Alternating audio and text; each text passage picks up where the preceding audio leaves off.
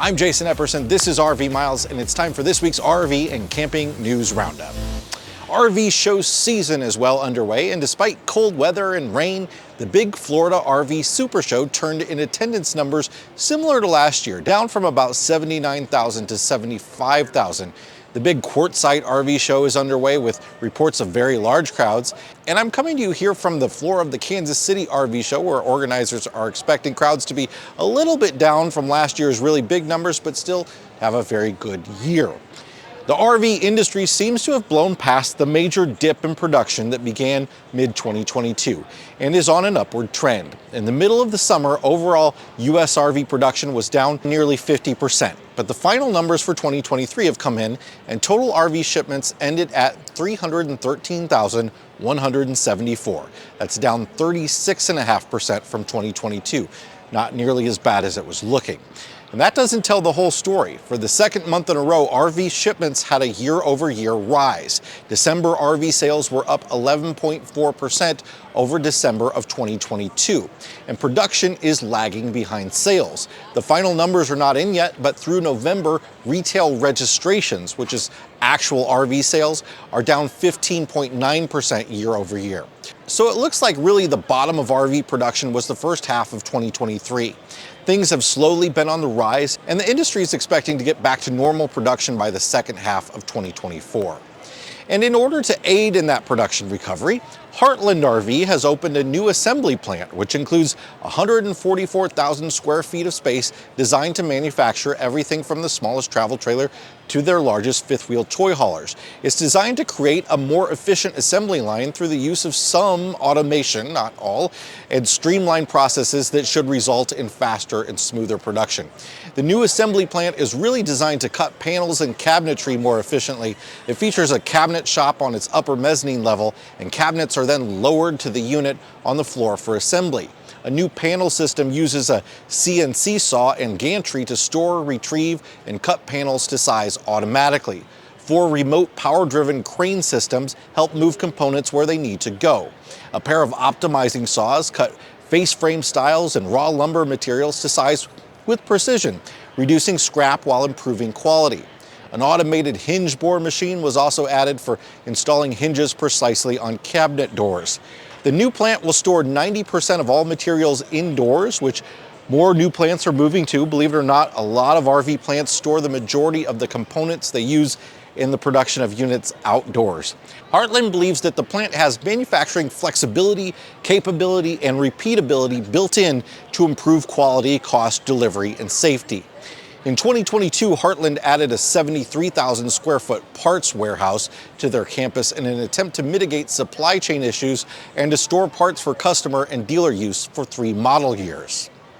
Back in December on one of our news roundups, we shared that dealership giant Camping World was ending its RV magazine, a long storied brand that came from Motorhome and Trailer Life magazines that have been around for 80 years or so. Well, now they're looking at selling off the nearly 60-year-old Good Sam brand that they acquired in the 90s.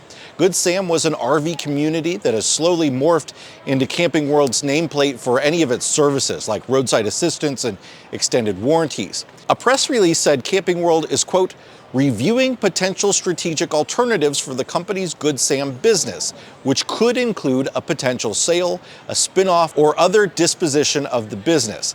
No decision has been made whether to proceed with any particular alternative. The company has not set a deadline for the strategic alternatives review process, and there can be no assurance that this process will result in any particular outcome. And that was the whole press release. I'm not quite sure I really understand the rationale behind this, both the idea of selling it and this press release. Why do you send a press release out about something that you may or may not do? But these products are extremely profitable for Camping World, and it's not like they're going to stop selling extended warranties. Perhaps it has to do with the dealership acquisition climate in the industry. A lot of dealers are poised to sell, facing very high interest rates on their floor plan loans and diminishing sales. Camping World has been on an acquisition spree, intending to increase their 200 dealerships to over 300. Maybe they want to find some capital to make some of those purchases. One can only speculate. More in a moment, but first, this video is sponsored by RV Mattress, RVmattress.com by Brooklyn Bedding. I have a lot of folks comment on these videos about RVmattress.com and why you need a specific mattress for an RV. They don't really quite understand why an RV mattress can't be just any mattress from the store. Well, it can if the space for that mattress is a normal size, but lots of RVs use RV Queen and RV King mattresses, which are different. They are 6 inches shorter, which is a really odd thing to find. Also, a lot of RVs use bunk sizes that are skinnier. They might have a slide that closes over the top of the mattress, so you need to be able to select the right thickness of the mattress. RVmattress.com can do all that stuff, and it comes from a reputable manufacturer at Brooklyn Bedding. They have great mattresses. We have many of them in both of our RVs and in our home, and they really are great products. We only work with brands that we trust, and RVmattress.com by Brooklyn Bedding is a great one. They offer a 120-night sleep trial and a 10-year warranty. Plus, their products are entirely toxin-free, simple to ship and set up. We've even had them shipped to campgrounds. You just unroll them and let them expand. They come from their factory in Arizona, and the RV Miles community gets 25% off. That's RVmattress.com/RVMiles with promo code RVMiles for 25% off. A couple changes have been made to T-Mobile's home internet plan, which, contrary to its name, is a popular connectivity choice for a lot of RVers because the location restrictions aren't really enforced. The first change is that a new data cap is listed in the new terms and conditions. It states that customers may, quote, notice speeds lower than other customers occasionally because of data prioritization, and that further reduction may be imposed once the user goes over 1.2 terabytes before the month is over. This was not publicly announced by T-Mobile. Rather, it was found by the folks at the Mobile Report. Existing customers will apparently not be affected by this change, just new ones. 1.2 terabytes is beyond most users' needs, so it's really not much to worry about. But the other change that T-Mobile is implementing is that the folks on the unlimited home and small business plan will now pay $60 a month instead of $50 for those customers that already had T-Mobile phones. This change also only affects new customers, but if you are looking into getting into T-Mobile, it might affect you. A city in Florida is trying to crack down on people renting RVs on their property as de facto apartments. The Hialeah City Council, Hialeah is just outside of Miami, has approved an ordinance aimed at restricting residents from renting out recreational vehicles on their property. On websites like Facebook Marketplace, apartment seekers can find RVs listed as one-bedroom apartments for around $1,200 a month. With the new ordinance in place, residents can only park one recreational vehicle up to 33 feet in length on a residential property and only on a driveway. Residents cannot park more than one RV outside a home, and the vehicles are not allowed in a backyard. That's all similar to ordinances many cities have in place, and pretty much no city allows you to let people live in an RV on your property. But Hialeah is taking it a step further. All RVs must be registered with the city with an affidavit proving the vehicle will not be used as a rental property. Any individual found in violation will have 60 days to comply with the law or else pay fines to the city. So I guess that doesn't totally rule out using sites like Boondockers Welcome, because 60 days is a long time. Hialeah already has a reputation as a city with lax enforcement, and officials are trying to fight that perception. A lot of this probably has to do with the Airbnb effect that has rental costs soaring all around the country, but is particularly putting a strain on affordable housing in the Miami area.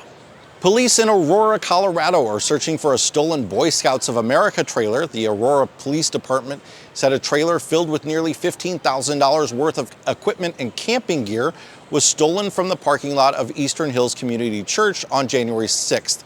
This really ticks me off. This is at least the 20th story about stolen Boy Scouts camping trailers I have seen in the last 5 years. Regardless what you think of this organization, these kids raise tons of money to buy this stuff for their troop, and the idiots come and steal it from them all the time. And usually they just want the trailer.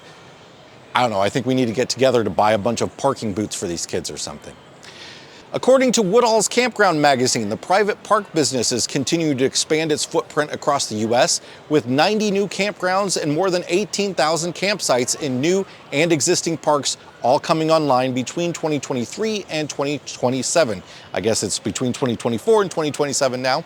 At least 13,000 of the new campsites are coming online through the construction of 90 new campgrounds, RV parks and resorts across the country, with another nearly 5,000 campgrounds being added to 66 existing parks. As of late December, Billings, Montana-based Campgrounds of America, KOA, had 27 new campgrounds with at least 4,000 campsites in various stages of development. Finally, Mount Rainier National Park has been added to the ranks of those requiring timed entry reservations.